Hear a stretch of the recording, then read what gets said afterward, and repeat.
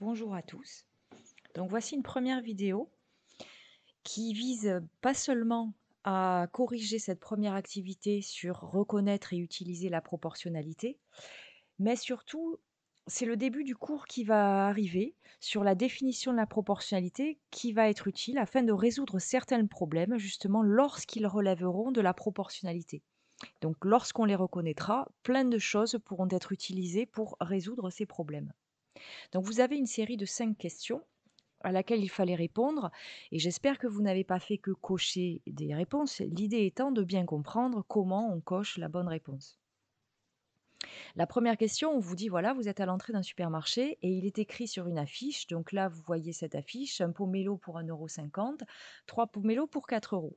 Et on vous demande, y a-t-il proportionnalité entre le nombre de pomelos, c'est-à-dire les pamplemousses achetés, et le prix à payer? Donc on vous dit un pomelo, c'est 1,50 €. Eh bien, la proportionnalité, ça voudrait dire que si vous achetez 3 pomelos, alors vous allez payer 3 fois le prix de 1,50 €, c'est-à-dire 4,50 €. Or, on vous dit 3 pomelos, c'est pas 4,50 €, c'est 4 euros. C'est une sorte d'offre promotionnelle. Donc, ce n'est pas proportionnel. Et il fallait en effet cocher la réponse A.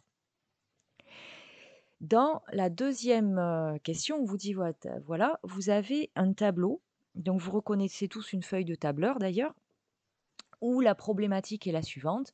Donc c'est quelqu'un qui a un certain temps de course exprimé en minutes et il relève la distance qu'il parcourt en kilomètres. Alors vu le temps et la distance, on peut supposer que c'est un bon cycliste. Ce n'est pas un coureur rapide. Donc quand on regarde les premières colonnes, on a par exemple qu'il parcourt 5 km en 10 minutes, 10 kilomètres en 20 minutes, 15 kilomètres en 30 minutes et 25 kilomètres en 60 minutes. Si on s'arrêtait sur les 3 premières colonnes, on s'aperçoit que, par exemple, entre la première et la deuxième, eh bien, il a parcouru 2 fois plus de kilomètres en 2 fois plus de temps. Donc dans ces 2 premières colonnes, il y a proportionnalité. Voilà. Si, par exemple, il fait 3 fois plus de kilomètres, donc de 5 à 15, ça a bien été multiplié par 3, eh bien, il a mis 3 fois plus de temps. Donc c'est aussi proportionnel. Mais par contre, par exemple, si on regarde les 2 dernières, la D et la E, eh bien, on s'aperçoit que entre 30 et 60, le temps de course a été multiplié par 2. Voilà. Eh bien, si c'était proportionnel, ça veut dire que la distance parcourue aussi devrait être multipliée par 2. Or, 15 fois 2, on le sait tous, ça fait 30. Et là, ça voudrait dire qu'en 60 minutes, il parcourrait 30 kilomètres. Or, il n'en a parcouru que 25. Donc, ce n'est pas proportionnel. Même si, sur les 3 premières colonnes ici, il y a proportionnalité dans les données, dans les 2 grandeurs qui sont le temps et la distance, à cause de cette dernière colonne, eh bien, on ne peut plus dire que le tableau est un tableau de proportionnalité. Voilà. Question 3. On vous dit le prix de 2 kilos de cassonade s'élève à 3 euros. Alors la cassonade, c'est du sucre. On vous demande quel est le prix de 8 kilos de cette cassonade. C'est sous-entendu, évidemment, vous êtes au supermarché, vous avez des paquets de 2 kilos de sucre. Donc, évidemment, à chaque paquet de 2 kilos que vous allez acheter, vous payez 3 euros supplémentaires. Eh bien, c'est ça, la proportionnalité. Vous prenez 3 fois 2 kilos, ben, vous payez 3 fois le prix, etc., etc.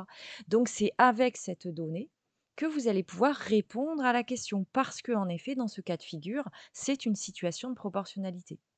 Et donc, comme 2 kilos de cassonade coûtent 3 euros, si vous achetez 8 kilos, c'est que vous avez acheté 4 fois 4 paquets de 2 kilogrammes, dont vous allez payer 4 fois 3 euros, c'est-à-dire 12 euros. Et il fallait cocher la réponse B. Enfin, on vous dit question 4. À l'âge d'un an, Célia mesurait 65 centimètres. Quelle est sa taille à ses 2 ans? Alors là, j'espère que tout le monde a bien compris que vous ne pouvez pas savoir, c'est-à-dire c'était laquelle la réponse C. Parce que on comprend bien que si il y avait proportionnalité entre la taille de quelqu'un et son âge, eh bien, par exemple, si elle mesure 65 centimètres à 1 an, eh bien, à 10 ans, elle mesurerait 10 fois cette taille, c'est-à-dire 650 centimètres, c'est-à-dire 6 mètres 50. Donc ça n'est pas possible à 10 ans, ni même à 20, ni même à 60 ans, personne ne va mesurer 6,50 m. Donc vos 2 grandeurs ne sont pas proportionnelles. Donc dans ce cas de figure, on ne peut rien dire.